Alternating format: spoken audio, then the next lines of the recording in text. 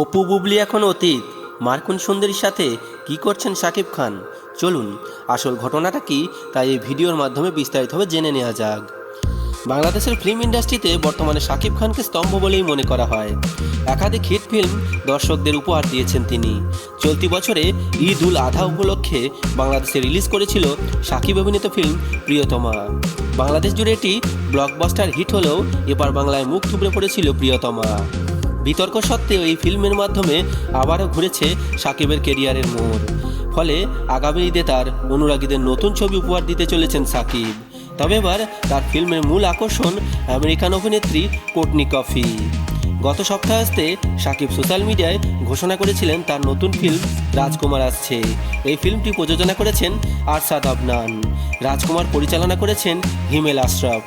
ঘোষণার সাথে শাকিব জুড়ে দিয়েছিলেন ভালোবাসার ইমোজি। অপরদিকে চমক দিলেন হিমেলের ঝুলিতে। তিনি এদিন ফেসবুকে একটি ছবি শেয়ার করেছেন, যাতে শাকিবের পাশে দেখা যাচ্ছে আমেরিকান অভিনেত্রী কোর্টনি কফিকে, রয়েছেন হিমেল ও আরশাদও।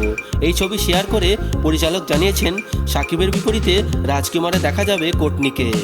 2024 সালে ঈদ উল ফিতরে আসতে চলেছে রাজকুমার। হিমেলের দাবি এই ফিল্ম ভেঙে দেবে শাকিবের অন্যান্য ফিল্মের বক্স অফিস কালেকশন। ইতিমধ্যেই শাকিবের নতুন ফিল্ম তুফানের লুক এসেছে প্রকাশ্যে। এই ফিল্মটি পরিচালনা করেছেন রহমান রফি। প্রিয়তমায় শাকিব তার দ্বিতীয় স্ত্রী শবনম খান বুবলিকে রিপ্লেস করে কাস্টে করেছিলেন ইদিকা পালকে। এরপর বাংলায় প্রিয়তমা মুক্তি পাওয়ার পর সকলেই দেখেছিলেন চিত্রনাট্য অনুযায়ী নায়িকার তুলনায় নায়ককে বেশি গুরুত্ব দেওয়া হচ্ছে এই মুভিতে। রাজকুমার নাম বলে দিচ্ছে এটিও একটি নায়ক কেন্দ্রিক ফিল্ম হবে। স্বাভাবিকভাবেই কোর্টনির উপস্থিতি নায়কের উজ্জ্বলতার অনুঘটক হিসেবেই কাজ করবে বলে মনে করা হচ্ছে। যাই হোক বন্ধুরা, আপনারা কারা অভিনেতা শাকিব খানের ফ্যান এবং তার সিনেমা দেখতে পছন্দ করেন অবশ্যই কমেন্ট বক্সে কমেন্ট করে জানাবেন। এবং এরকম দরকারি এন্টারটেনমেন্ট নিউজ সবার আগে পাওয়ার জন্য আমাদের চ্যানেলটি সাবস্ক্রাইব করে আমাদের সঙ্গে যুক্ত থাকবেন। ধন্যবাদ।